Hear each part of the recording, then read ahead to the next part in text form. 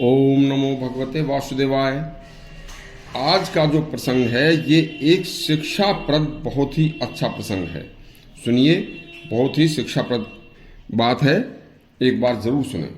जीवन में मधुरता ही आए, कभी नीरसता का नाम ही न हो, कभी नीरसता आने ही न पाए, तो इसके लिए एक राहगीर का, वह नदी का और एक समुद्र का जो सवाल जवाब है बहुत ही सुंदर है। सुनिए। एक बार एक राहगीर एक नदी के किनारे किनारे अपना सफर कर रहा था।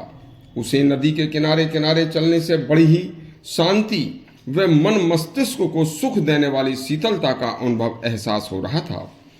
उसने जब भी उसे इच्छा होती तो नदी से थोड़ा सा जल लेकर पी लेता, और जल भी नदी का ठंडा होने के साथ साथ अति स्वाद व स्वादिष्ट और मीठा था, जिस जल के पीने से उसे बड़ा ही तृप्तिकारक सुख का एहसास हो रहा था। तो उसने रुककर नदी से कहा कि हे सरिता, तुम समुद्र के सामने अति छोटी सी, अति लघु से लघु हो, लेकिन तुम्हारा जल कितना मधुर और तृप्तिकारक है। जबकि समुद्र इतना विशाल है और इतना भारी विशाल होकर भी समुद्र का जल खारा है और पीने योग्य नहीं है। समुद्र के निकट रहने वाला मनुष्य प्यास लगने पर भी अपनी प्यास नहीं बुझा सकता, समुद्र का पानी नहीं पी सकता, ऐसा क्यों है? इस पर नदी ने कहा, हे राहगीर, यह बात तो आप समुद्र से ही जाकर पूछो। तब राहगीर समुद्र के पास गया और समुद्र से जाकर यही प्रश्न पूछा कि इतनी सी छोटी सी नदी का जल इतना मधुर और स्वादिष्ट क्यों है, और आप इतने विशाल, इतने बड़े हैं, इतने बड़े जल के भंडार को लिए बैठे हैं, तब भी आपका जल न मधुर है न स्वादिष्ट है।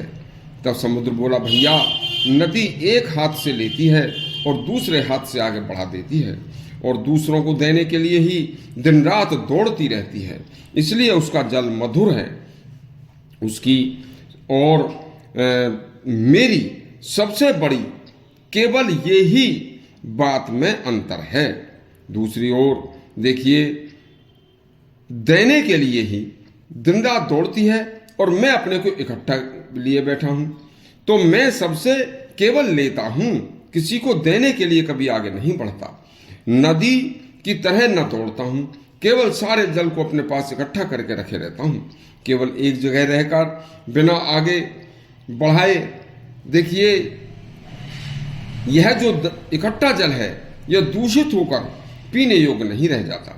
वैसे ही हे प्रश्नकर्ता राहगीर, तुम भी मेरी तरह धन को इकट्ठा करके कंजूस मत बनना।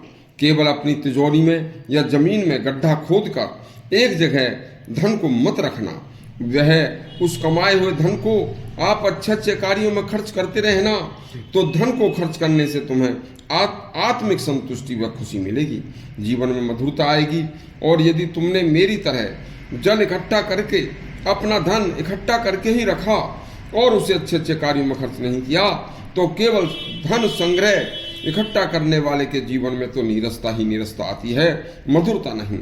देखिए, जल चरवेती चरवेती, चलते चलते पवित्र हो जाता है और मीठा हो जाता है, और समुद्र में जल एक जगह न चलने के कारण, भरा पड़ा होने के कारण खारा व दूषित हो जाता है।